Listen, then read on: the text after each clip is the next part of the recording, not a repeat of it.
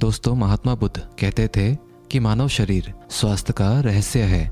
इसीलिए अतीत पर शोक मत करो, भविष्य की चिंता मत करो। बुद्धिमानी तो यही है कि आप ईमानदारी से अपने वर्तमान में जिएं। लेकिन हम में से अधिकांश लोग वर्तमान में जीना नहीं जानते, क्योंकि वो जीना ही नहीं चाहते। उन्हें तो अपने बीते हुए कल की चिंता करनी है, आने वाले भविष्य की चिंता करनी है। और यदि आप वर्तमान में जी सकते हैं तो कोशिश करके देख लो, आपका मन और आपका शरीर पूरी तरह से स्वस्थ हो जाएगा। एक बार जब आप वर्तमान में जीने लगते हैं तो ना ही आपको अतीत के बीतने का दुख होता है और ना ही आने वाले भविष्य की कोई चिंता रह जाती है, बल्कि वर्तमान में चलने वाली आपके सांसें भी आपको वह आनंद देगी जो आज से पहले आपने कभी भी अनुभव नहीं किया होगा। दोस्तों, आज की ये कहानी हमें कुछ ऐसा ज्ञान देने वाली है जिसे पूरा सुन लेने के बाद आप अपने भूतकाल और अपने भविष्य काल को कहीं पीछे छोड़कर वर्तमान में जीना सीख जाएंगे। तो ये कहानी शुरू होती है एक व्यक्ति से।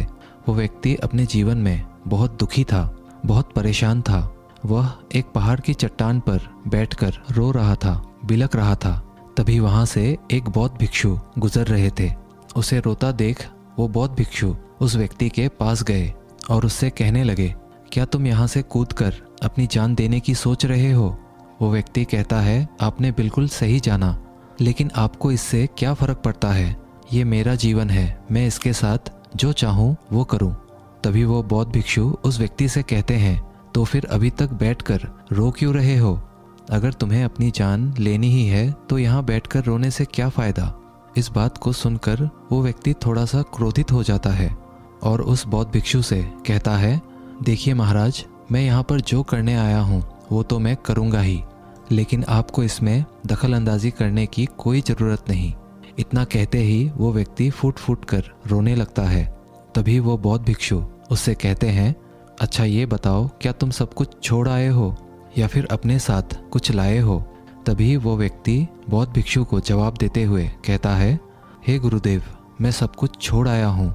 मेरे पास अब कुछ नहीं है और ना ही मेरे पास इस वक्त कुछ खोने के लिए बचा है, तो फिर भला मैं जी कर क्या करूँगा? ये सुन वो बौद्ध भिक्षु उस व्यक्ति से कहते हैं, यदि ऐसा है तो तुम अपने सिर पर ये बोझ लिए हुए क्यों धो रहे हो? बौद्ध भिक्षु की ये बात सुनकर थोड़ा सा आश्चर्यचकित हो जाता है और उन बौद्ध भिक्षु से कहता है, हे गुरुवर, मैं कौन सा बोझ लिए धो रहा हूँ? मेरे हाथ खाली हैं और मेरे पास कुछ भी नहीं है। तभी वो बौद्ध भिक्षु कहते हैं, तुम्हारी सांसें भी ठीक से नहीं चल रही है। तुम आए तो हो यहाँ दुनिया छोड़ने और फूट फूट कर रोए भी जा रहे हो। एक खाली इंसान कभी भी ऐसा नहीं करता। जो कंगाल हो चुका हो, जिसके पास और कुछ ना बचा हो, वो भला क्यों रोएगा? ये सुन वो व्यक्ति और भी क्रोधित हो जाता है और उस बौद्ध भिक्षु से कहता है, आपको इससे क्या मतलब? तभी वो बौद्ध भिक्षु उस व्यक्ति से कहते हैं, क्या तुमने कभी अपने अंतर की ओर झांकने की कोशिश की है? तुमने कितना बोझ उठाया हुआ है?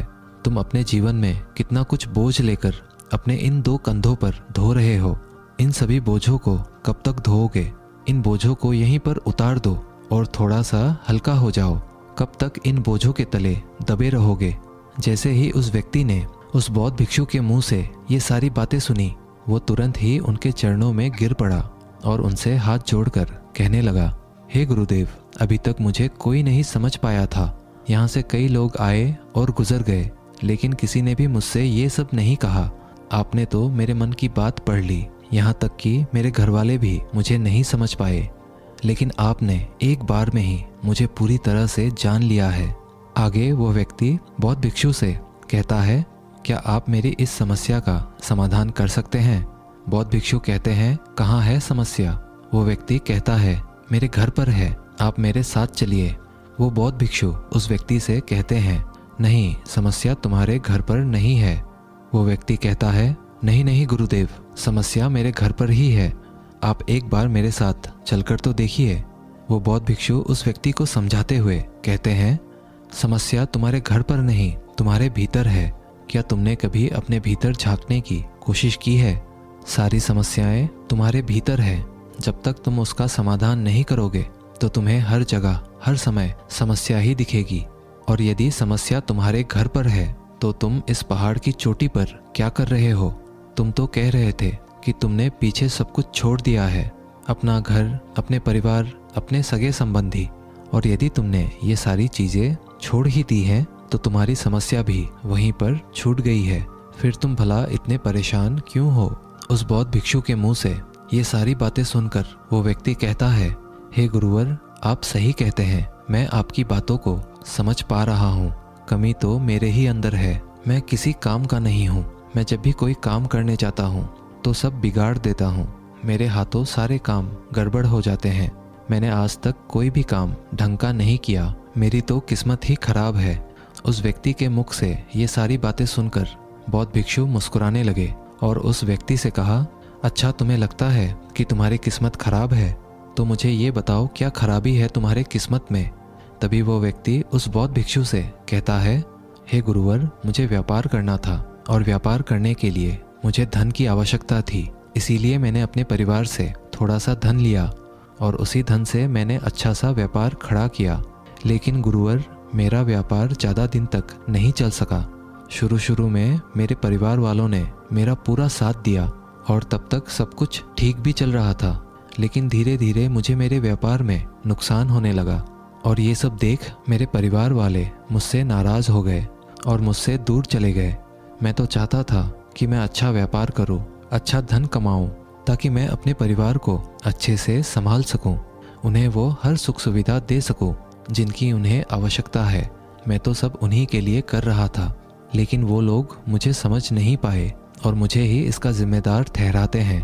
और मुझे भी यही लगता है कि मैंने गलत किया, क्योंकि मेरा भी एक मित्र है, उसने मेरे साथ ही व्यापार शुरू किया था, लेकिन उसका देखो, उसका व्यापार बहुत अच्छा चल रहा है।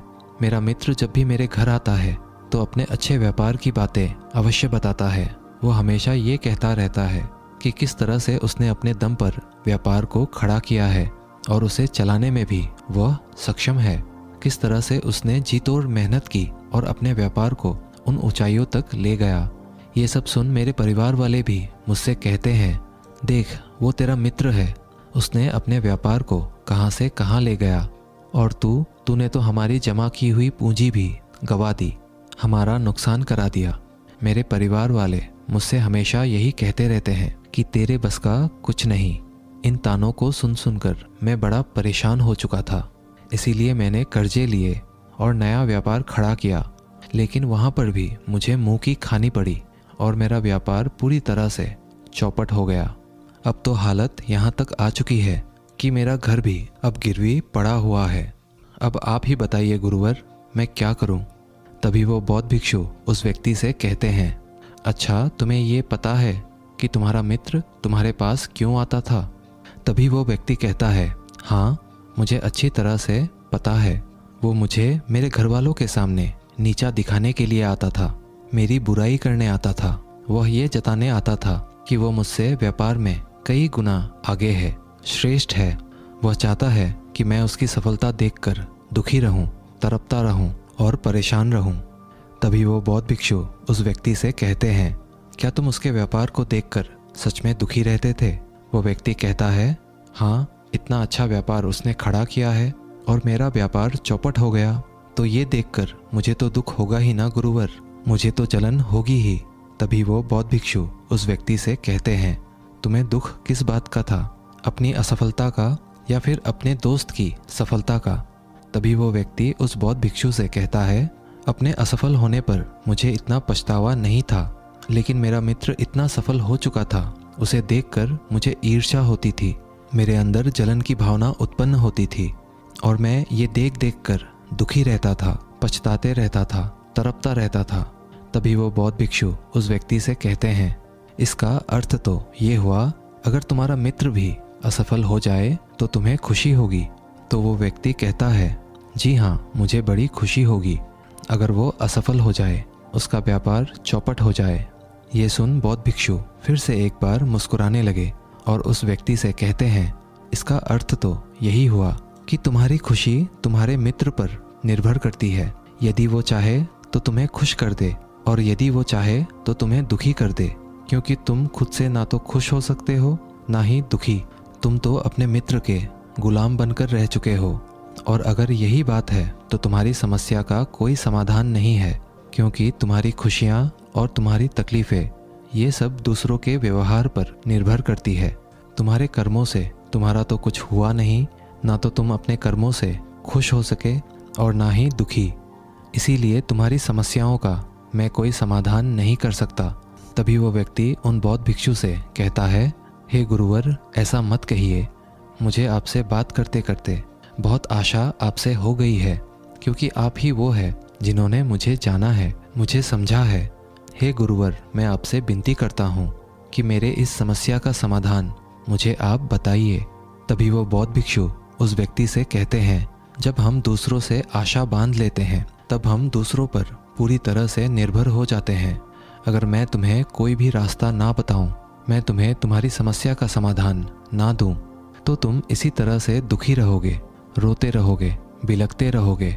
और अगर मैं कोई रास्ता तुम्हें बता दूं, मैं तुम्हें कोई समाधान बता ही दूं, तो हो सकता है तुम्हें कुछ मिल जाए।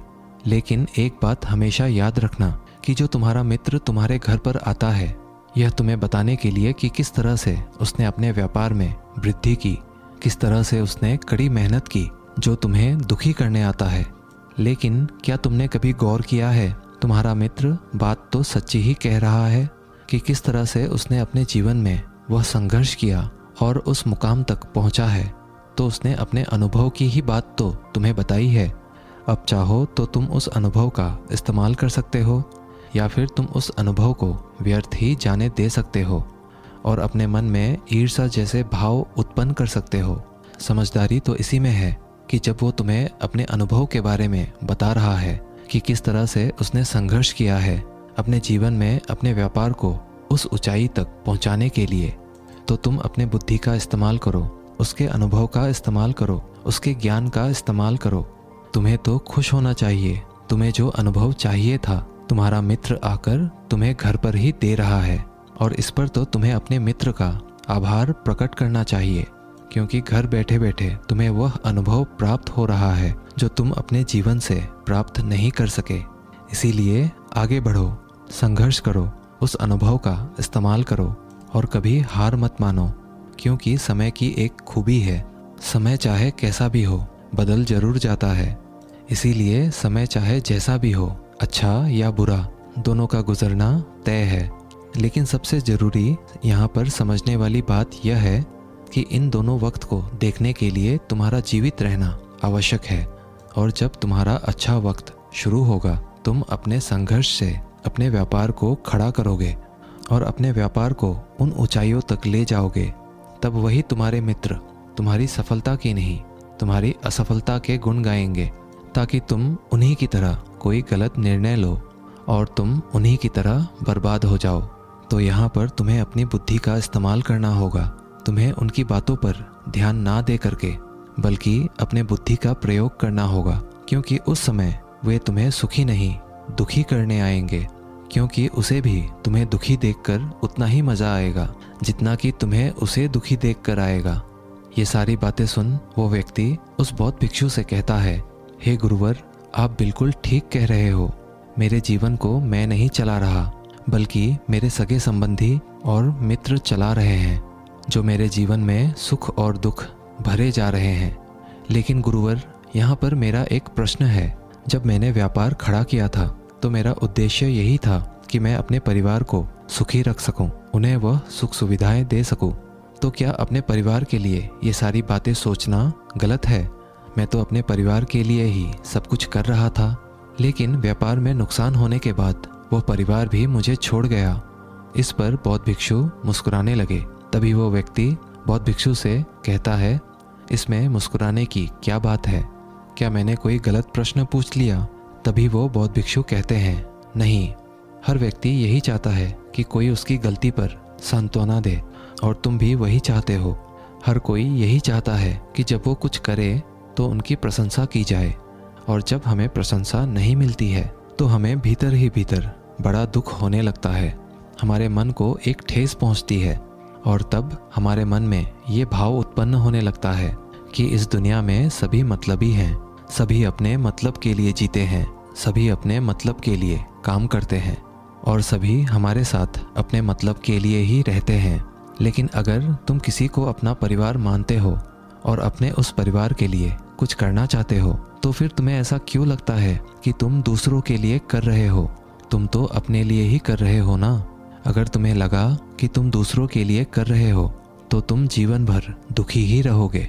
और जब तुम्हें लगेगा तुम अपने लिए कर रहे हो, तब तुम्हें एक अजीब सी खुशी प्राप्त होगी और तुम हमेशा खुश रहोगे। और जब तुम अपने कार्यों को बेहतर से और बेहतरीन करने में लगे रहोगे, तो तुम्हें किसी की सांत्वना की भी कोई ज़रूरत नहीं पड़ेगी। तभी वो व्यक्ति उन बौद्ध भिक्षु से कहता है, हे गुरुवर, मुझे आपकी बात समझ में आ गई। अब तक मेरी किस्मत दूसरों के हाथों में थी। वो उसमें जैसे रंग चाहे, सुख के या दुख के, भर दिया करते थे।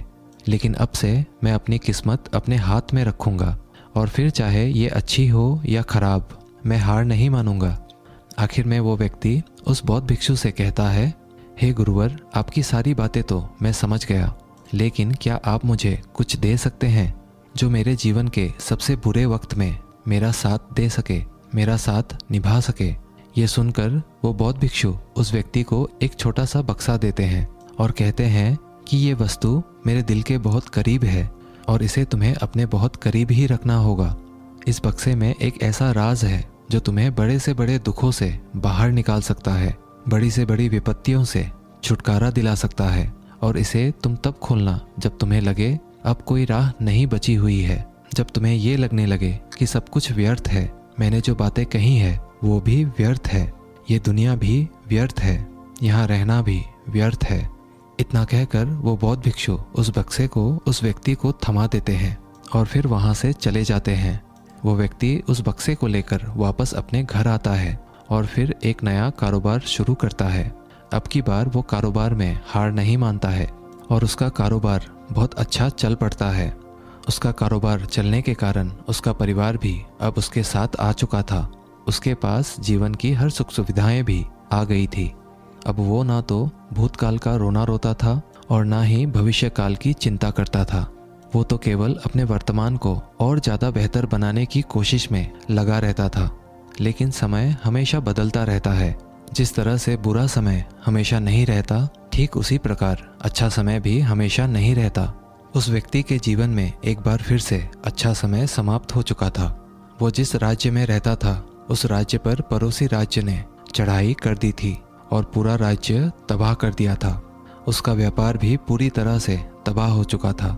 वह अपने परिवार के साथ दर दर की ठोकरें खाने लगा। उसे यहाँ से वहाँ भागना पड़ा, यहाँ तक कि उसके पास खाने पीने के लिए भी पैसे नहीं बचे थे। उसके बच्चे भी अब बीमार पड़ चुके थे, उनके इलाज के लिए भी उसके पास पैसे नहीं थे।